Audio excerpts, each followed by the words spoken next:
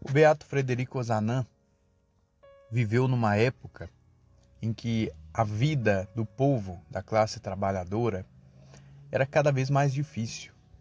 Ele nasceu em 1813 e naquele século, o século XIX, a França teve muitas guerras por causa de Napoleão e o povo, muitos tiveram de sair da roça e vir para as cidades. Era a época da Revolução Industrial. E aí, chegando nas cidades, os pobres, os camponeses já não tinham mais os direitos que eles tinham no campo. Os camponeses tinham direitos ali assegurados há 1000 anos na França. E chegavam na cidade e não tinham nada.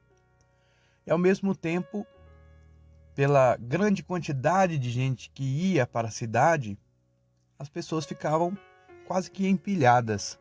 Então, às vezes, uma casa pequena, de um cômodo só, tinha 10, 12 pessoas.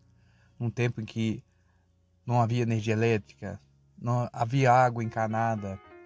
Então, as pessoas adoeciam naqueles ambientes insalubres. Era realmente uma vida muito difícil, mas muito mais difícil do que os pobres que nós temos hoje no nosso país, por exemplo.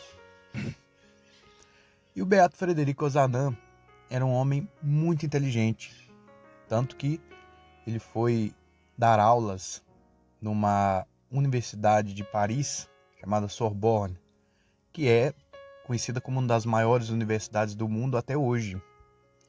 Ele deu aula de direito, deu aula de literatura comparada, e lá ele pensava, como que eu vou fazer, sendo católico, para dar meu testemunho aqui? Que aqueles tempos, os ambientes universitários, especialmente da França, eram muito anticatólicos. Qualquer pessoa que falasse, que tivesse fé, ia ser discriminada. Então, ele, até pelo assunto que ele lecionava, ele via a dificuldade de testemunhar sua fé.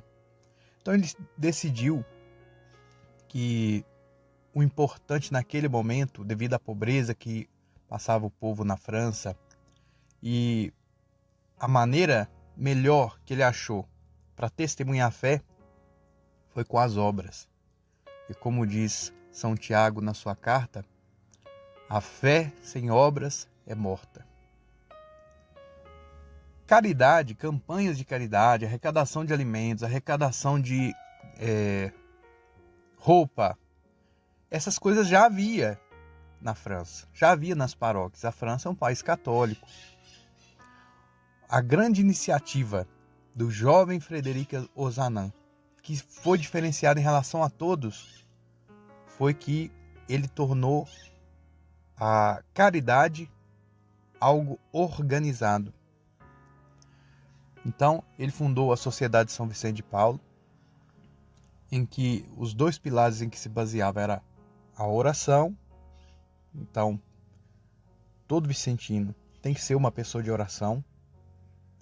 Não se pense que, eu não vou na conferência, eu não rezo, eu não vou na missa, mas eu mando dinheiro. Não basta, não basta.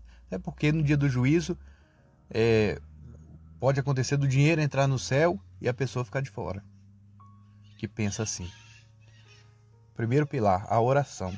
Segundo pilar, ver Jesus Cristo na pessoa do próximo. Por isso ele elaborou esse sistema de visitas, porque às vezes acontecia com os católicos da época, dava esmola, mas nem olhava na cara da pessoa, ou então mandava entregar. E ele queria algo humanizado, seguindo aquilo que diz no Evangelho, o que Jesus disse: quando fizerdes isto ao menor dos teus irmãos, é a mim que o fizestes. Então todo vicentino tem que ser uma pessoa de oração e tem que ser fiel à questão das visitas, à questão da caridade. Esse é o diferencial. Só existe caridade verdadeira quando ela parte de Deus. A única maneira da gente fazer caridade de verdade é a partir de Deus. Nós podemos fazer caridade a partir de nós mesmos. Por exemplo, o caso de alguém que ajuda o próximo para aparecer. Ou ajuda o próximo, sei lá, com interesse político ou de alguma outra natureza. Mas isso não é caridade. A gente pode ajudar o próximo por causa dele. É uma pessoa boa, que às vezes está doente, que às vezes está desempregado, está passando necessidade. Então eu vou ajudar o próximo porque ele merece. Só que no tempo do Beato Frederico Ozanam, assim como hoje, havia pessoas que estavam na miséria e que, ao invés de fazer algo para tentar mudar aquela situação, pelo contrário, parece que se agarravam cada vez mais àquilo que joga mais ainda na miséria. Eram pessoas que às vezes não queriam trabalhar, eram pessoas que às vezes tinham vícios, pais de família que gastavam o seu dinheiro em bar, em jogo, em coisa errada e deixavam a família passando necessidade. E o Beato Frederico Ozanam pensou, eu vou deixar de ajudar essas pessoas, mas o Evangelho não diz que o Pai do céu faz o sol nascer sobre os justos e os injustos? Sendo assim, ele decidiu que a melhor maneira, e a única maneira de se ajudar o próximo é ajudá-lo por causa de Deus, vendo Jesus Cristo no próximo. Aí, mesmo quando o próximo não merecer, ele não vai deixar de ser ajudado, porque você está fazendo aquilo por causa de Jesus Cristo. E quem sabe, até pelo bom exemplo da ajuda, a pessoa não se sinta tocada a mudar de vida, a melhorar, a buscar ser uma pessoa melhor, a tentar largar o vício. O Beato Frederico Ozanam não era padre, não era bispo, não era de uma ordem religiosa. Ele era um leigo, era um pai de família. Teve uma filha, se casou, foi professor, se dedicou a inúmeras atividades dos leigos. Então ele vem mostrar para a nossa época que a santidade não é apenas para os consagrados. A santidade é para todos nós. Cada um tem que dar o seu testemunho de fé onde está.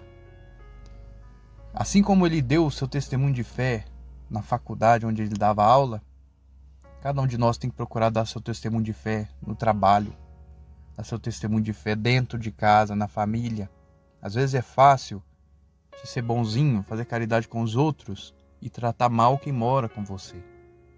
Isso é algo que a gente deve buscar sempre corrigir. Sempre procurar ter mais paciência, perdoar, criar um bom ambiente dentro da família. Então que esse grande santo do século XIX, o Beato Frederico Ozanam, possa abençoar a todos nós e em especial a todos aqueles que são vicentinos. Louvado seja nosso Senhor Jesus Cristo, para sempre seja louvado.